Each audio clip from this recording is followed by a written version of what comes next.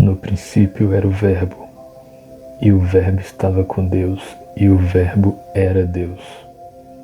E o Verbo se fez carne e habitou entre nós, e vimos a sua glória como a glória do unigênito do Pai, cheio de graça e de verdade. João 1:14.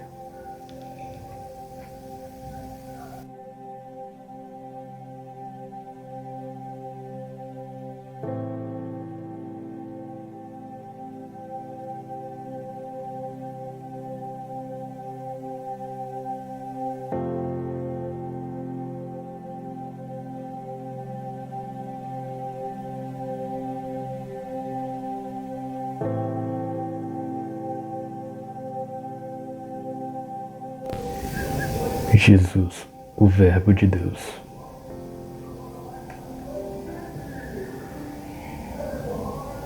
O apóstolo João começa seu evangelho apresentando Jesus como o Verbo de Deus.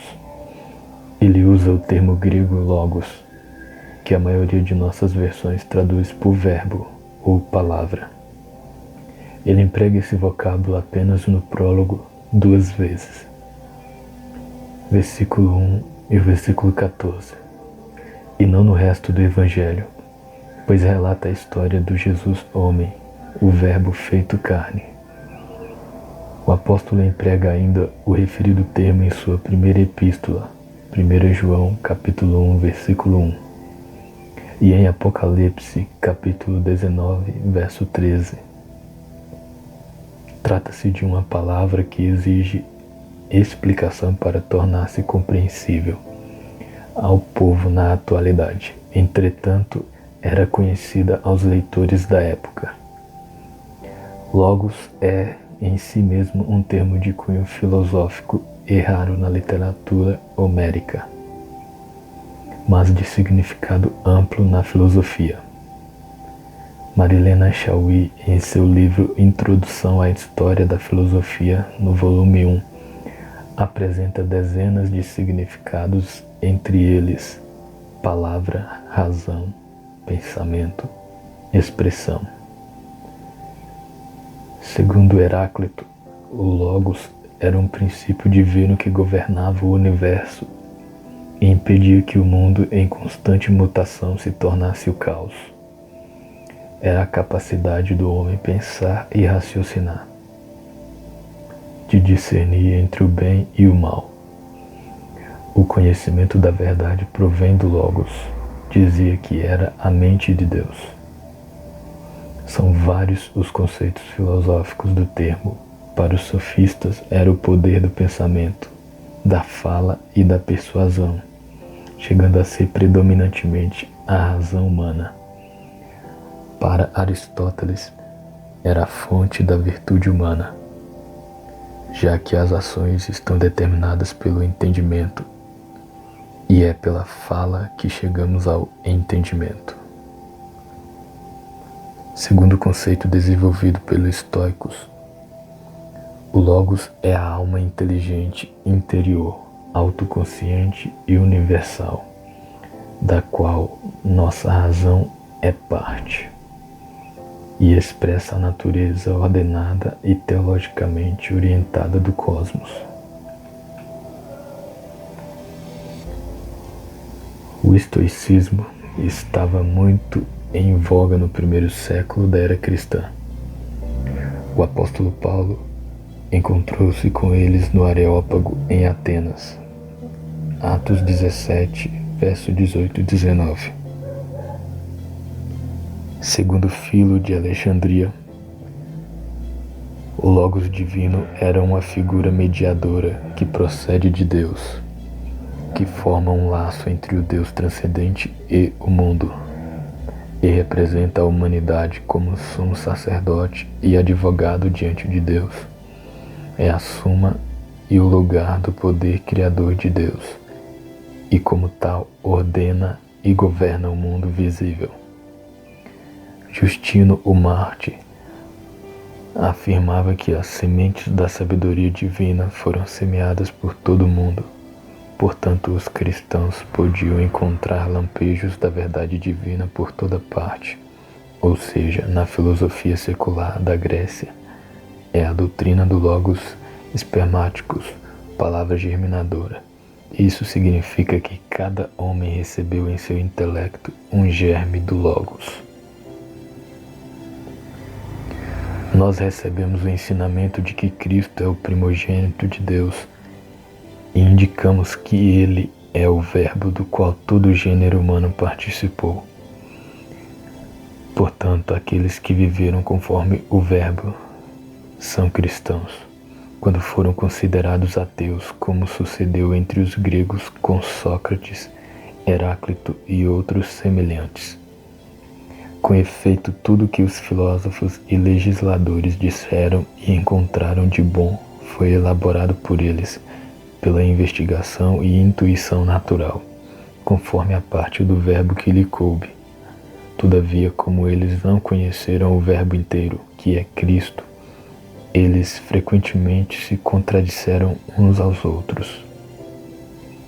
Portanto, tudo que de bom foi dito por eles pertence a nós, cristãos, porque nós adoramos e amamos depois de Deus, o Verbo que procede do mesmo Deus ingênito e inefável. Todos os escritores só puderam obscuramente ver a realidade graças à semente do Verbo neles ingênita.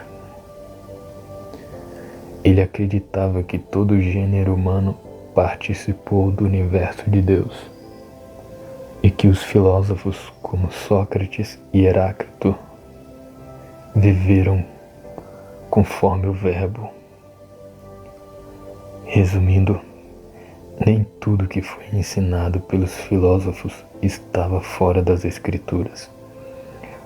O neoplatonismo é a escola filosófica fundada por Amônio Sacas em Alexandria, no Egito, século II, mas desenvolvida por Plotino. Trata-se da filosofia platônica filtrada pelo neopitagorismo, do platonismo médio e de Filon de Alexandria. Era um misto de quase todas as tendências filosóficas em defesa da verdade religiosa, que exerceu influência na teologia cristã, principalmente em Agostinho de Hipona.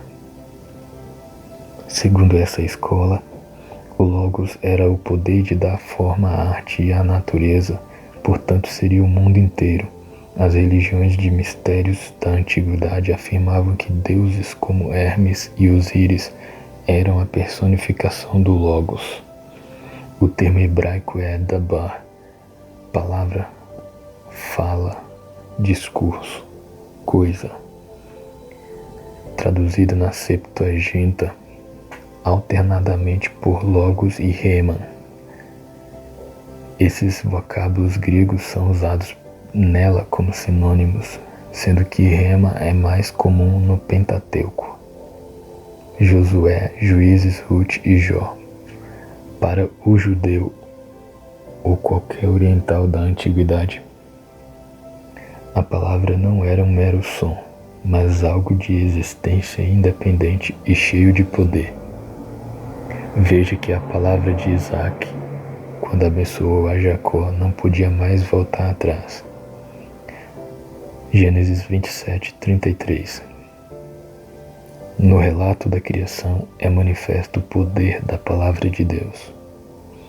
Os judeus ficaram maravilhados com a descoberta dos elementos transcendentais em Deus nas décadas que antecederam o nascimento de Jesus. Isso contribuiu para o escrúpulo rabínico no tocante aos elementos antropomórficos empregados para Deus no Antigo Testamento. O reflexo disso pode ainda hoje ser visto nos Targumim.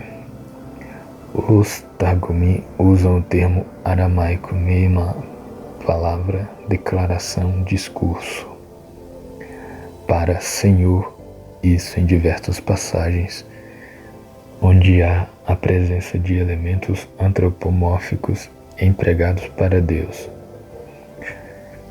Isso acontece centenas de vezes, mas vamos a alguns exemplos. Moisés levou o povo fora do arraial ao encontro de Deus. Os judeus consideravam essa declaração demasiadamente humana para falar de Deus. Por isso parafrasearam, traduzindo por ao encontro com a palavra de Deus. No Targum de Onkelos, algo semelhante acontece no mesmo Targum com a frase: "Isso é um sinal entre mim e vós". Êxodo 31:13. Vertendo por entre minha palavra e vós. Algo semelhante acontece no profeta Isaías. A minha mão fundou a terra. Isaías 48:13. No Targum de Jonathan encontramos: por minha palavra fundei a terra. O Salmo 119 é um tesouro que melhor representa a palavra com suas diversas nuances em Provérbios 8 e 9. A sabedoria é o agente de Deus na iluminação e na criação. Assim, sabedoria e razão são uma mesma coisa. Dessa forma, o Logos está presente na literatura sapiencial ou de sabedoria, coletânea de pensamentos dos sábios de Israel, inspirados por Deus e registrado nos livros poéticos Jó, Salmos, Provérbios, Eclesiastes e Cantares de Salomão. Essa coletânea ensina que a sabedoria é a tua vida. Provérbios 4:13, e tem existência eterna.